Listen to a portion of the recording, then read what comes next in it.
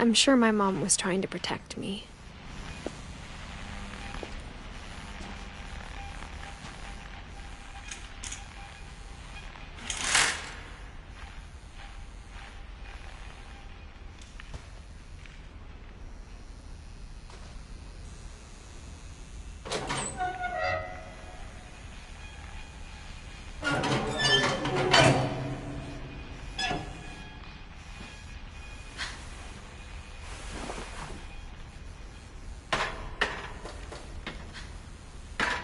Maybe she was afraid I'd end up like Walter. But if she never told me about an uncle under the house, I can only imagine what else she was hiding. I don't want to make the same mistakes she made. Trying to bury something that's still alive. Now that there's only one of us left, or maybe two, I thought it was time I heard the stories for myself and found out what happened to everyone else. But now I'm worried the stories themselves might be the problem. Maybe we believed so much in a family curse, we made it real.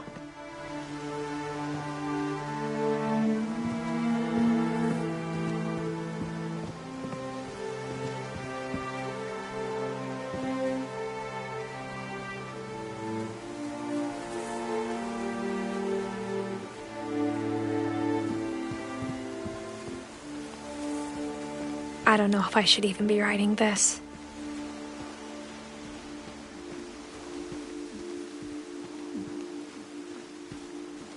Maybe it'd be better if all this just died with me.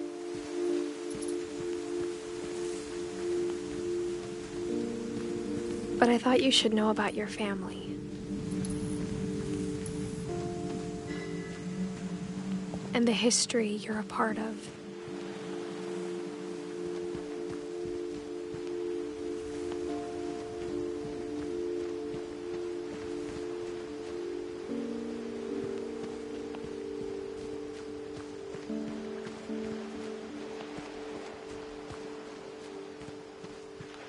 Though to be honest, I feel as lost as you probably do right now.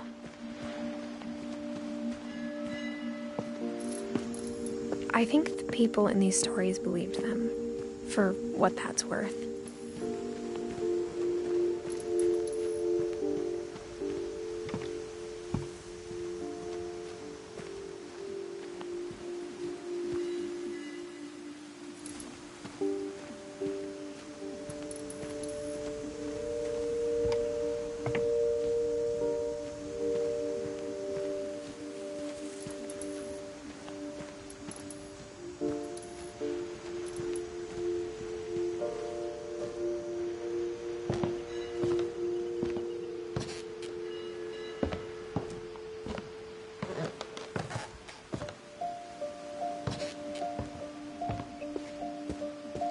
When you look at the house, that history of imagination and stubbornness and madness,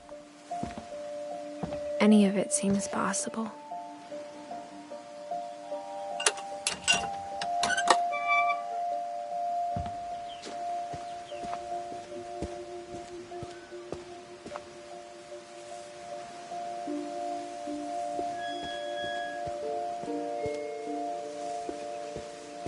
I think we've been surrounded by death for so long, we've just gotten used to it.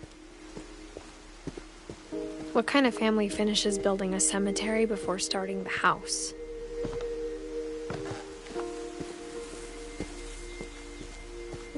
It's embarrassing for me to admit this, but the pet cemetery made me more uncomfortable than the human one. 3 of the gerbils are mine, and 2 had been my fault.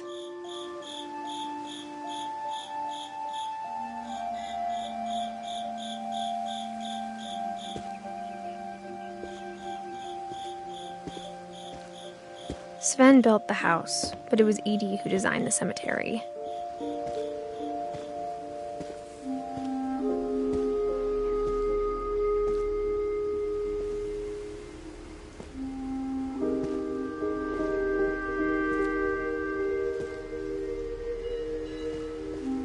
I'm sure Odin's monument had been Edie's idea. My mom was always trying to move on, but for Edie, the past never went away.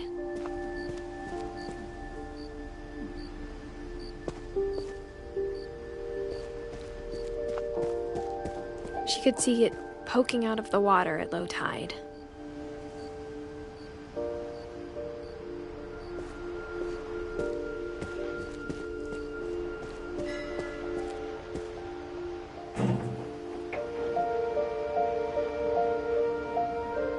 Edie said she dreamed about the old house every night.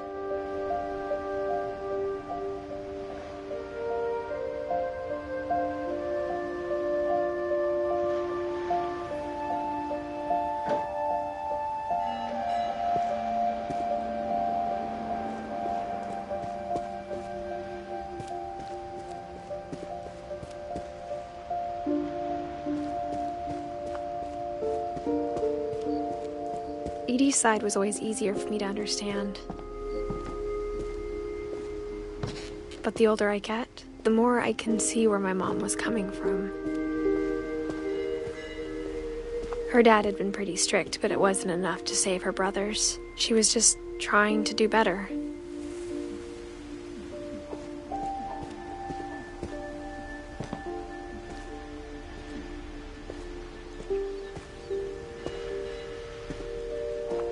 She lost 2 of her brothers, just like I did. I get why she tried so hard to protect us.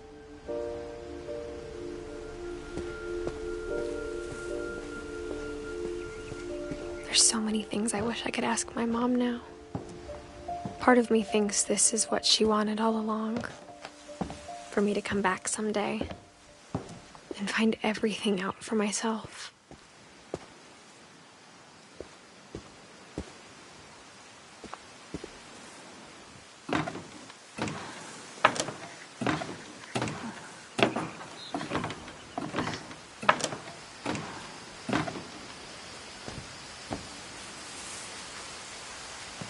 But looking back on it now,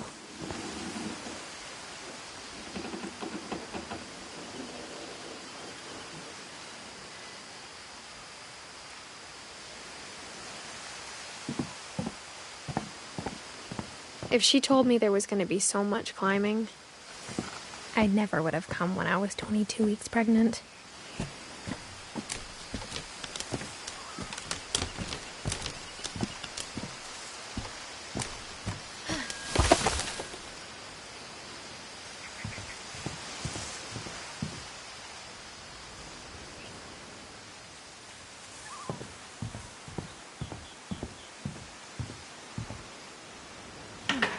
I never met Grandpa Sam, but I think he and my mom had a lot in common.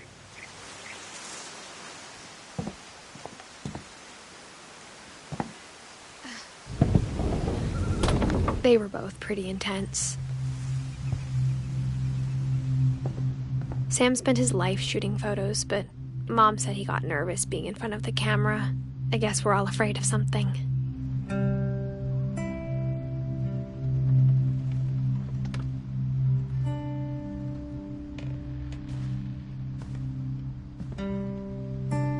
Instead of hiding from death, Sam seemed to go out of his way to meet it.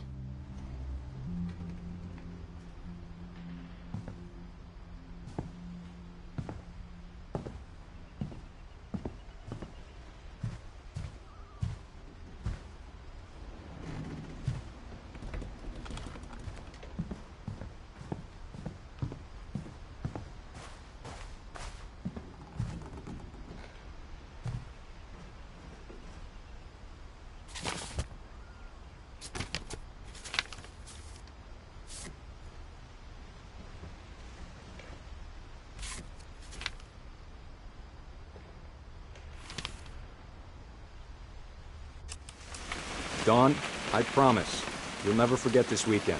Yes, sir. These memories are gonna last a lifetime. Hmm? What? Am I gonna have to shoot anything? It's a honey trip, Dawn. Shooting is strongly encouraged. Perfect. It's gonna rain the whole weekend, isn't it? You'll never forget this weekend, Dad. That's the spirit.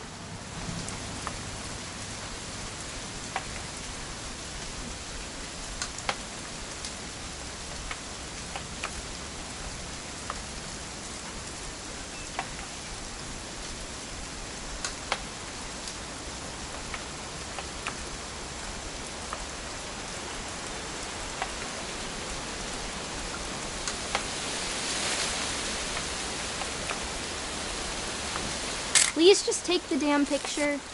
Hey, language.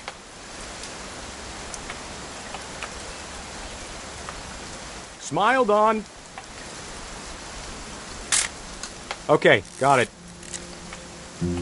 I'm gonna take some pictures, okay? Just be careful. That camera's older than you are.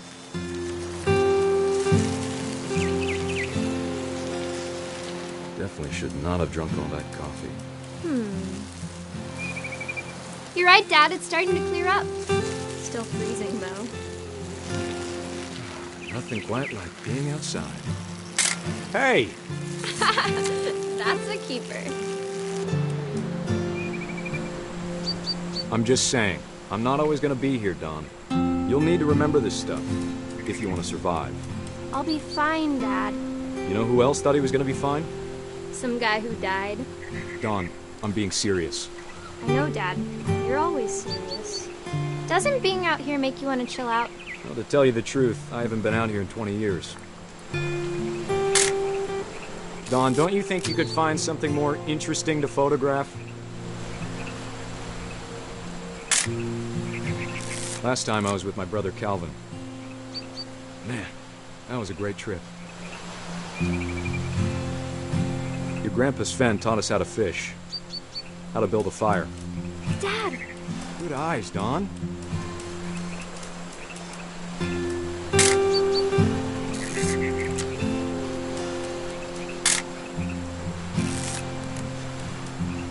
Before you take the shot, let me get a picture of you.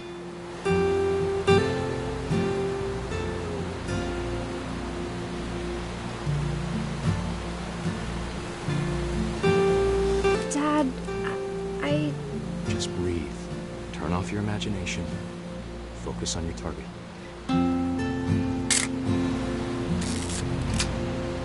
Let me get behind you. Do I have to do this? Dawn, you don't have to do anything.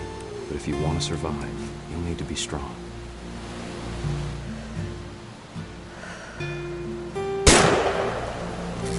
Great shot, Dawn!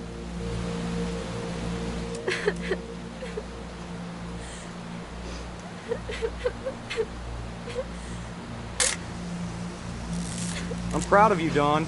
Always remember that, okay?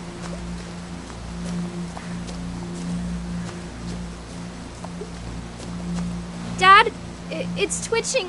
I think That's it's totally so... normal, Dawn. Just focus on the camera. Try not to think about... Dad!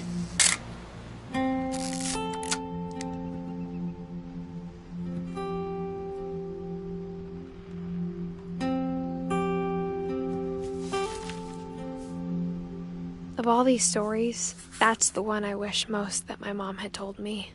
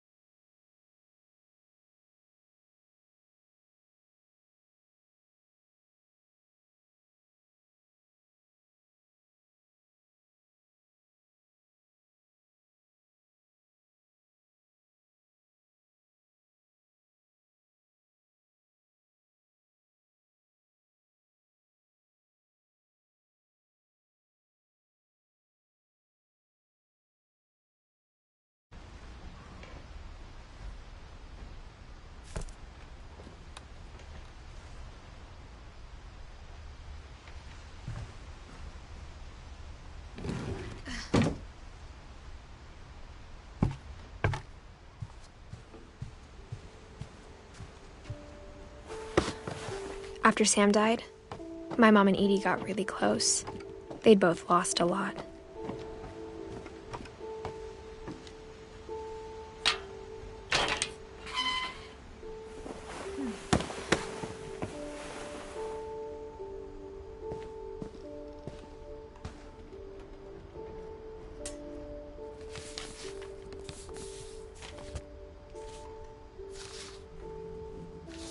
Dear Kay, do you remember the way Gregory used to laugh when he thought he was alone? Like something funny was happening, but only he could see it.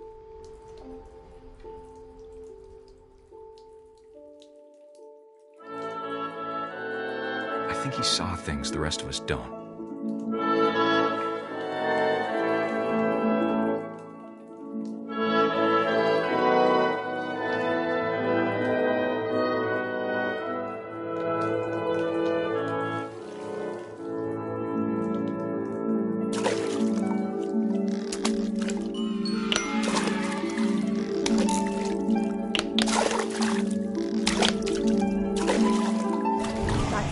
Gregory, it's time to... Hold on, sweetie. Hello? Sam, I told you I don't want to talk right now. I wonder what he saw. What his world was like.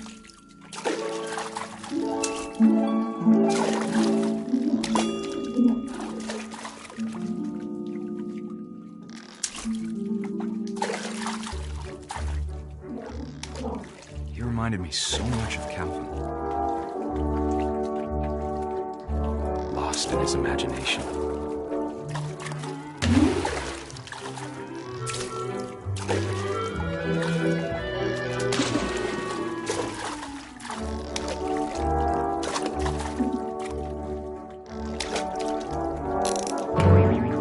I know how silly it sounds.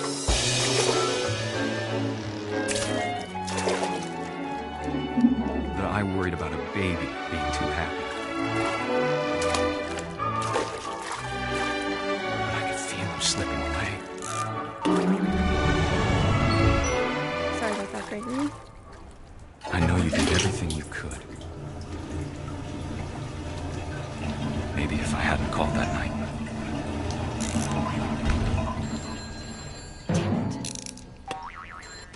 Mom, I don't want Gregory to hear this. I wish he could have told us about the world he saw.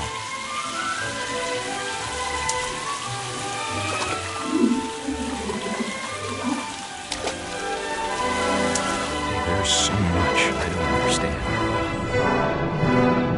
about Gregory, about everything.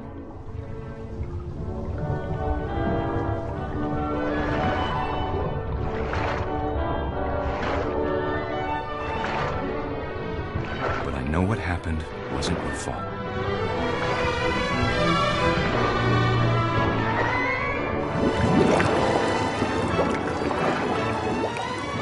I'm sure he's happy. And he'd want you to be happy too. Good luck, Kay. Love, Sam.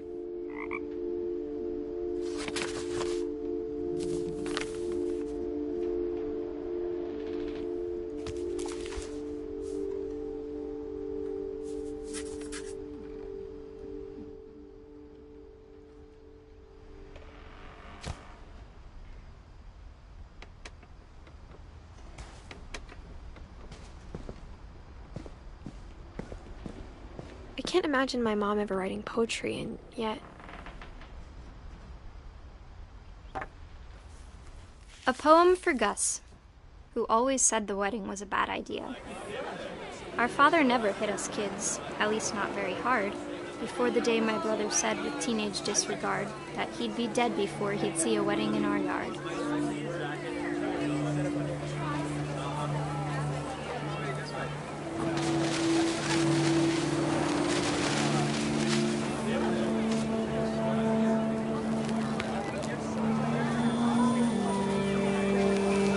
My father made him come, of course, but Gus stood far apart, just flew his kite and bottled up the storm inside his heart.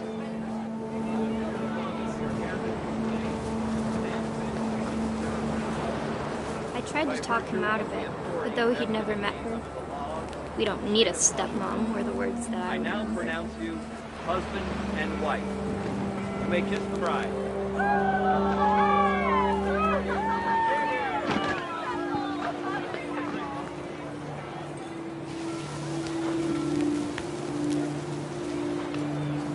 When the time for photos came, Dad ordered him to come here. But Gus declined, and as a sign held up his middle finger.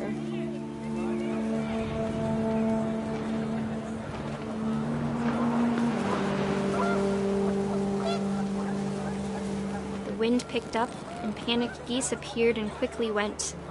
But all the humans did that day was go inside the tent.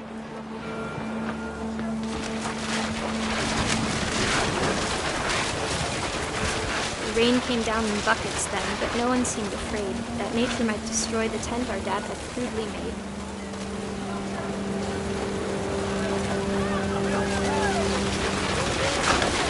The thunder sounded much too close and full of angry power. But all my father said to this was, "Make the music louder."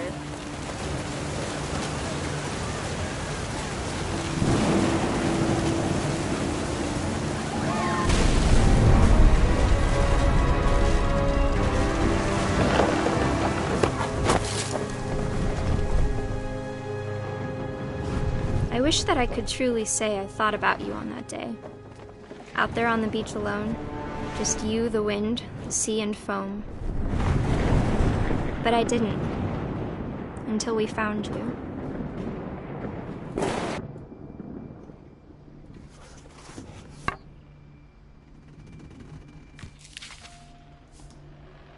She never talked about him, but Mom told me once if I was a boy, they were going to name me Gus.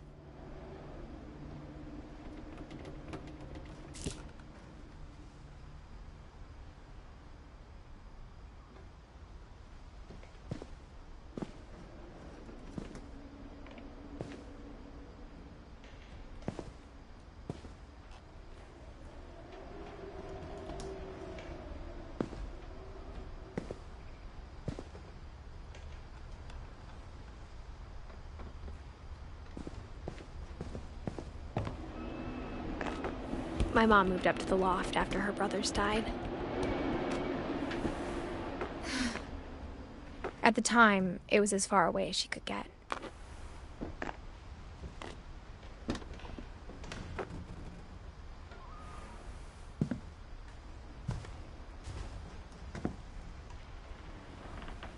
She spent a summer building houses in Calcutta, where she met my dad, Sanjay.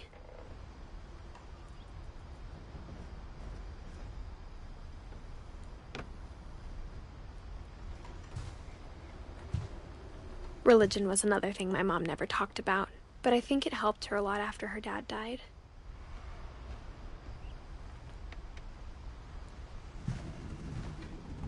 My mom moved to India a week after graduation and got a job teaching English.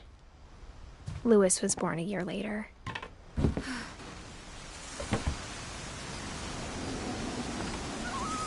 When my dad died, I don't think Mom knew where else to go.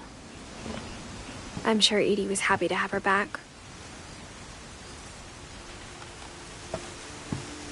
The house had to get a little bigger, but Edie was used to that.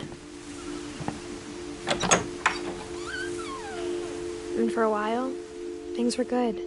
Almost normal.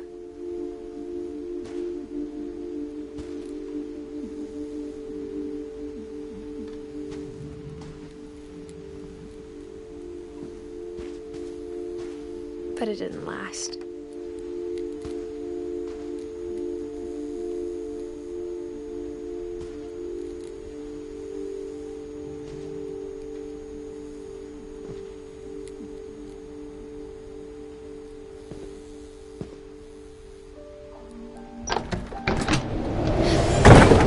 The beginning of the end was Milton's 10th birthday, when Edie gave him a castle.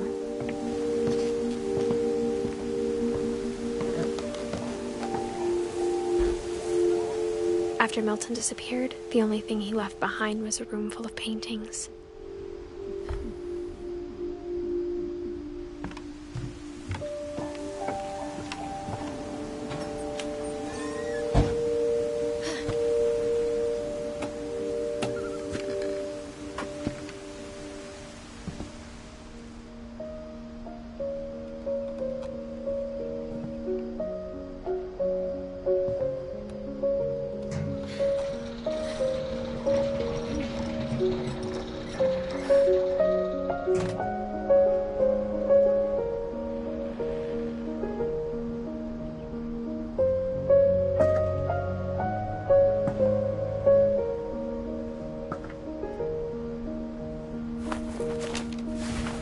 Milton Finch in The Magic Paintbrush.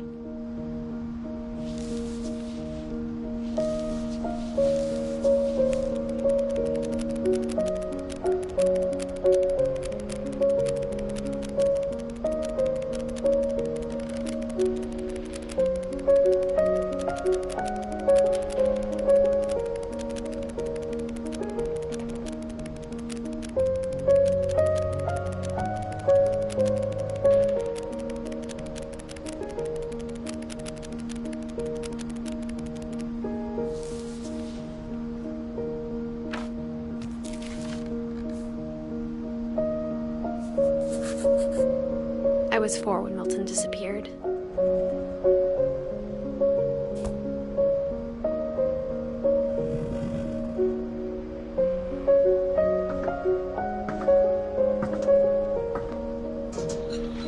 Mom spent months searching for my brother.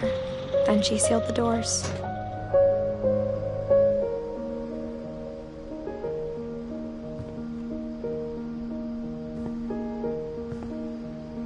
Whatever Milton had found in the house, Mom didn't want it getting out.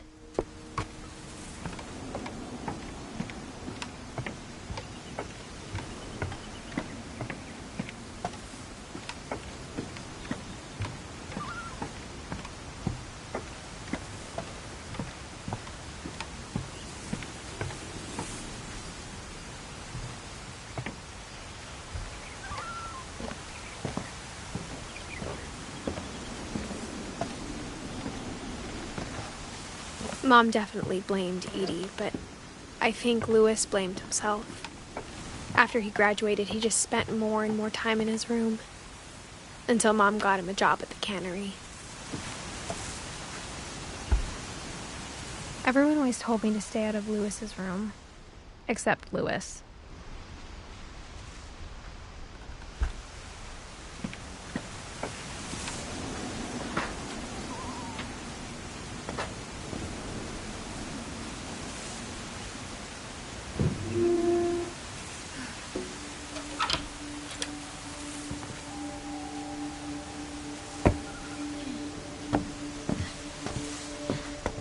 Louis's room smelled very, very familiar. That part of him lived on.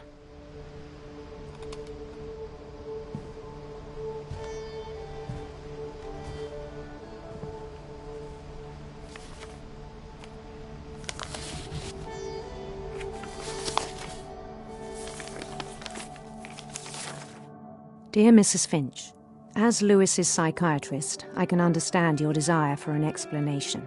As I see it, the trouble began in January, shortly after we convinced your son to seek treatment for substance abuse. Newly sober, I believe Louis first noticed the monotony of his daily life.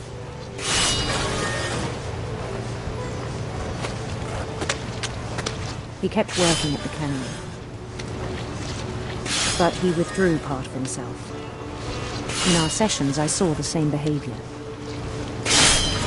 His mind began to wander. I asked him to describe it. He said he started small, imagining a labyrinth. He'd feel his way about. Then something moved. Bats. And toads. And things that have not names. He knew it was all in his head. But he took it very seriously. I had hoped he'd find himself.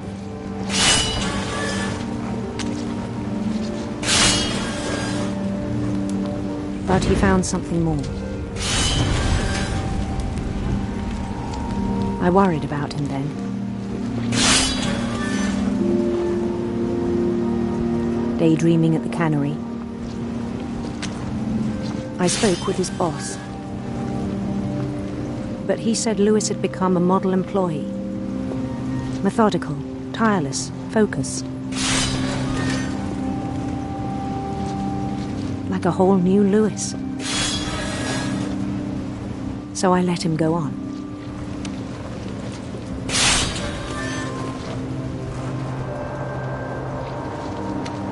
I even encouraged him. It seemed very promising at first. He told me he'd made a new friend.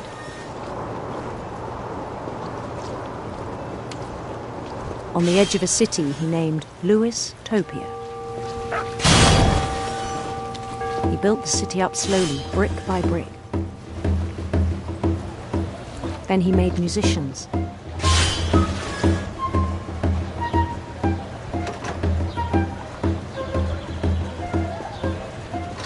And songs for them to play. He talked about starting a band. And he was always humming something.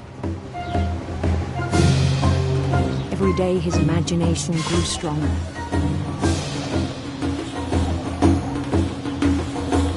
He no longer spoke at the cannery. But his chopping was as reliable as ever. Then one day it struck him that all the cheering crowds, even the stones under his feet, were all in his imagination, so he could do whatever he wished.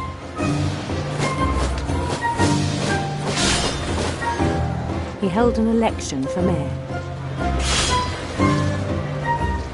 and he won.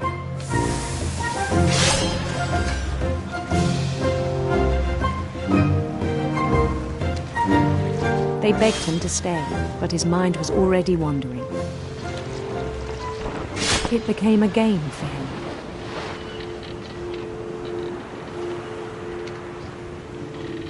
He'd conquer a city, then immediately push on. New Louisville. St. Louis. He started drifting away from our reality.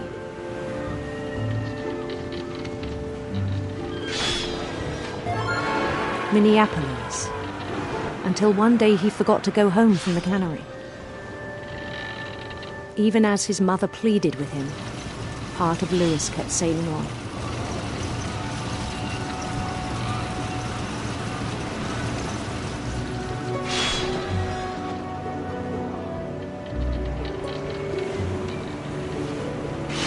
In Louisburg, he heard rumors of a beautiful prince.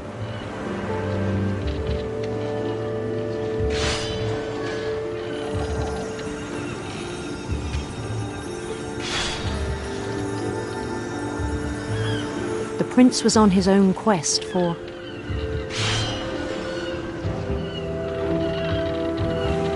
radiant rainbows.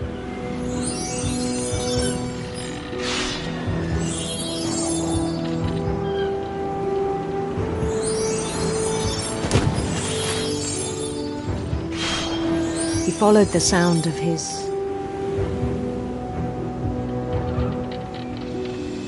silver harp.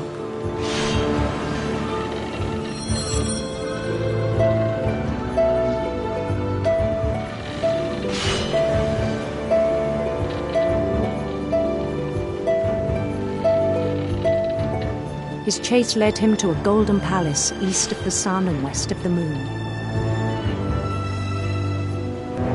Even then, his logic remained sound.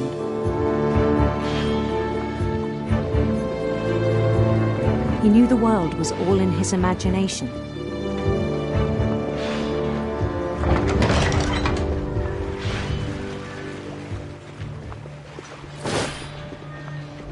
But he was so proud of having created it.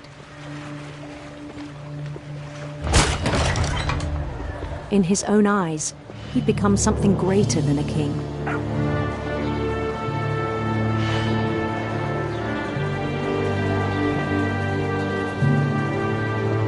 For someone who'd never known success in the real world, I think it was overwhelming. And then it struck him that the real Louis was not the one chopping salmon, but the one climbing the steps of a golden palace.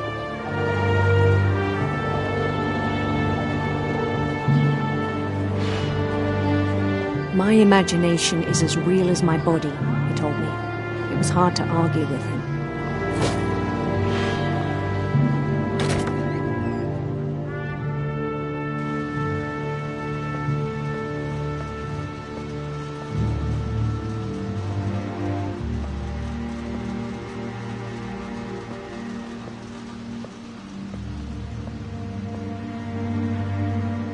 We began to forget the world we know.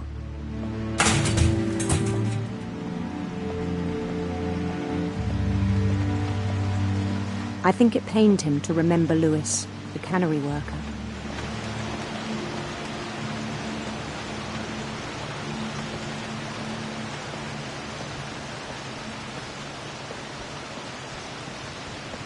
He began to despise the man with a royal contempt.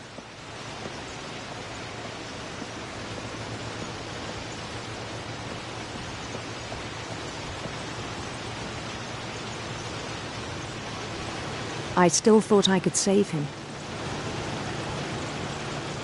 Even after he said he was being crowned king over all the lands of wonder.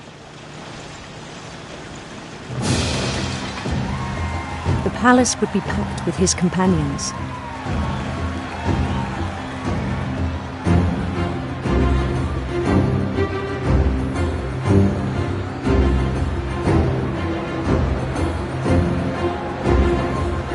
Including the wise Calico who'd insisted on inviting me.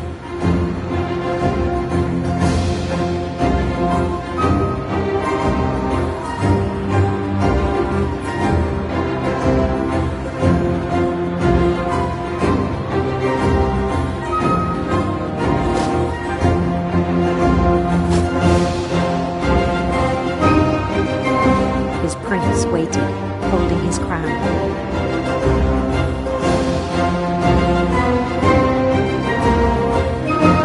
There was only one thing left to do.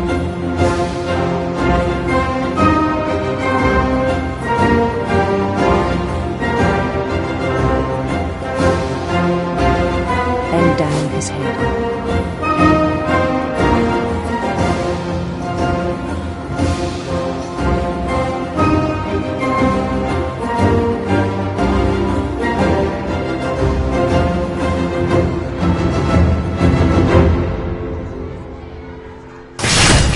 The rest I think you know. Mrs. Finch, your son was a kind man who will be missed by all of us who knew him.